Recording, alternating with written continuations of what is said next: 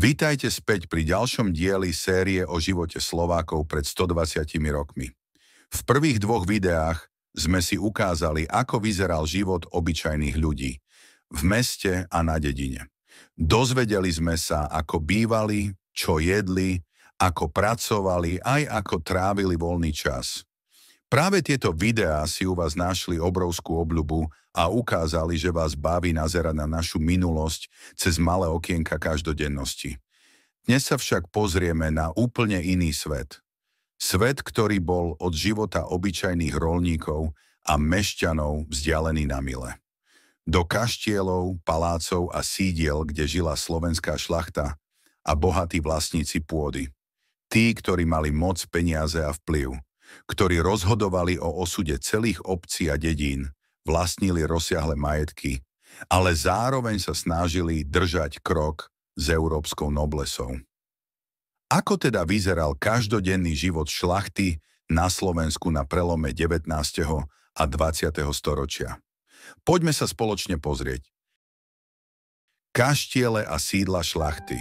Na rozdiel od jednoduchých domov roľníkov a mešťanských bytov, šľachta bývala v rozľahlých kaštieloch, kúriách a palácoch. Po celom Slovensku ich bolo v tom čase viac než 300.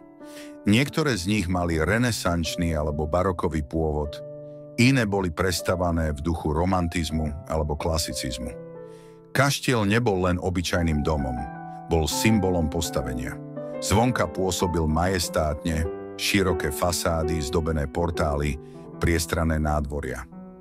Vo vnútri nechýbali veľké sály, reprezentačné miestnosti, knižnice, tanečné sály a kaplnky. Okná bývali zdobené záclonami, na stenách viseli portréty predkov a v mnohých miestnostiach dominoval obrovský kozub, ktorý vykuroval priestor počas chladných zím. K väčším kaštielom patrili aj rozsiahle parky, aleje, jazierka a skleníky. Šľachta si potrpela na estetiku, takže na upravených trávnikoch sa pestovali kvety, v skleníkoch exotické rastliny a v stajniach sa chovali cenné kone. Kaštiel nebol len miestom bývania, bol centrom hospodárstva a života celého panstva. Každodenný chod domácnosti. Na chod takejto domácnosti dohliadala desiatka až stovka ľudí. Šľachtic so svojou rodinou nebol nikdy sám. Okolo neho sa pohybovali komorníci, sluhovia, kuchárky, chyžné, záhradníci, kočiši, učitelia pre deti. Dokonca aj kaplán alebo osobný lekár. Každé ráno začínalo tým, že sluhovia pripravili raňajky, rozkúrili v kozuboch a postarali sa o pohodlie pánov. Dámy mali svoje komorné, ktoré im pomáhali s obliekaním, účesmi a šperkami. Páni mali komorníkov, ktorí pripravovali šaty na lov, jazdu či spoločenské udalosti. Šľachtic nemusel riešiť bežné starosti, mal na to správcov, ktorí riadili hospodárstvo a dozerali na polia, lesy a ľudí, čo na pánstve pracovali. Celý systém bol postavený na hierarchii, kde každý vedel, čo je jeho úlohou. Strava a stolovanie. Kým roľník sa musel uspokojiť s kapustou, zemiakmi a chlebom, šľachta mala na stole úplne iné dobroty. Kuchyňa šľachty bola európska, bohatá a pestrá. Na raňajky si dávali kávu alebo čaj, biele pečivo, maslo, džemy či syry. Na obed sa podávali polievky, často vývary alebo krémové polievky s bylinkami. Hlavné jedlá pozostávali z viacerých chodov: divina, hovädzie či telacie mäso, hydina, ryby, k tomu zelenina a omáčky. Obľúbené boli aj sladké dezerty, torty, koláče, krémy, ovocie. Stolovanie prebiehalo pri dlhých stoloch so strieborným príborom, porcelánovým riadom a kryštálovými pohármi. Počas väčších hostín jedávali šľachtici pri sviečkach, pri hudbe a v sprievode bohatého ceremoniálu.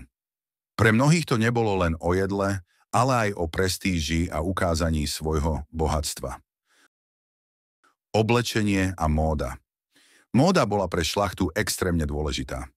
Dámy objednávali šaty z Viedne, Budapešti alebo Paríža. Na bežný deň nosili jednoduchšie blúzky a sukne, ale pri spoločenských príležitostiach sa obliekali do nádherných rób so závojmi, korzetmi a rukavicami. Šperky boli samozrejmosťou. Perly, zlaté reťazky, diamantové brošne. Páni nosili elegantné obleky, fraky, cylindry a palice. Pri love alebo jazde na koňoch zase uniformy, čižmy a poľovnícke klobúky. Oblečenie šlachty malo vyjadrovať postavenie. Na prvý pohľad muselo byť jasné, že ide o vznešeného človeka. Spoločenský život a zábava. Najdôležitejšou súčasťou života šlachty boli spoločenské udalosti. Plesy a bály boli časté, konali sa v tanečných sálach kaštielov alebo meseckých palácoch. Dámy sa pripravovali celé hodiny, učili sa tancovať valčík či polonézu a páni sa starali o dobrú náladu aj víno. Veľmi obľúbené boli polovačky. To neboli len výpravy do lesa, ale celé spoločenské udalosti. Páni sa stretli, vymieniali si informácie, politické názory a zároveň ukazovali svoje schopnosti. Lov bol dôkazom mužnosti, odvahy a postavenia. Hudba a umenie mali takisto veľký význam. V mnohých kaštieloch sa konali koncerty, literárne večery, diskusie. Šlachta podporovala umelcov, objednávala si obrazy, knihy a udržiavala kontakt s európskou kultúrou. Vzdelanie a cestovanie. Šlachtické deti mali úplne iné možnosti než tie z roľníckych rodín. Od útleho veku mali učiteľov, ktorí ich učili čítať, písať, dejepis, cudzie jazyky a hudbu. Chlapci často študovali právo alebo vojenské vedy, dievčatá sa učili etiketu, hudbu a cudzie jazyky, čo z nich robilo vyhľadávané nevesty. Mnohí mladí šlachtici cestovali do zahraničia, do Viedne, Budapešti, Prahy, Paríža či Berlína. Bolo bežné, že absolvovali časť štúdií mimo Uhorska, aby sa neskôr mohli vrátiť ako vzdelaní páni a dámy. Cestovanie nebolo len o vzdelaní, ale aj o oddychu. Populárne boli kúpele, Piešťany, Trenčianske Teplice či Sliač boli miestom, kde sa stretávala elita. Vzťahy s podanými a obyčajným ľudom. Šlachta bola od roľníkov vzdialená, ale stále s nimi mala kontakt. Bez nich by totiž hospodárstvo nefungovalo. Mnohí šlachtici sa správali k svojim poddaným ako k svojim ľuďom, pomáhali im pri nešťastiach, rozdávali almužny a podporovali školy či kostoly. Nájdú sa však aj prípady tvrdých pánov, ktorí využívali svoju moc. Vzťah šľachty a poddaných bol preto komplikovaný. Na jednej strane obdiv a úcta, na druhej strane závisť a vzdialenosť. Náboženstvo a tradície. Náboženstvo zohrávalo veľkú rolu. Šľachtické rodiny mali svoje kaplnky a aktívne podporovali farnosti. Nedeľné bohoslúžby boli povinnosťou, ale zároveň aj spoločenskou udalosťou. Okrem toho podporovali charitu, dávali peniaze na školy, sirotince a nemocnice. Politika a verejný život. Mnohí šľachtici boli aj poslancami Uhorského snemu, aktívne sa zapájali do politiky a ovplyvňovali zákony. Angažovali sa v spolkoch, mecenášili národné hnutia, podporovali kultúru a šport. Záver. Život šľachty na Slovensku pred 120 rokmi bol plný luxusu, noblesy a spoločenských udalostí. No zároveň bol vzdialený každodennej realite väčšiny Slovákov, ktorí žili v chudobe na dedinách alebo v robotníckych bytoch miest. Ak by sme ho porovnali s dneškom, rozdiely by boli ešte väčšie. Ale aj vtedy platilo, že šľachta žila vo svojom svete, zatiaľ čo obyčajní ľudia vo svojom.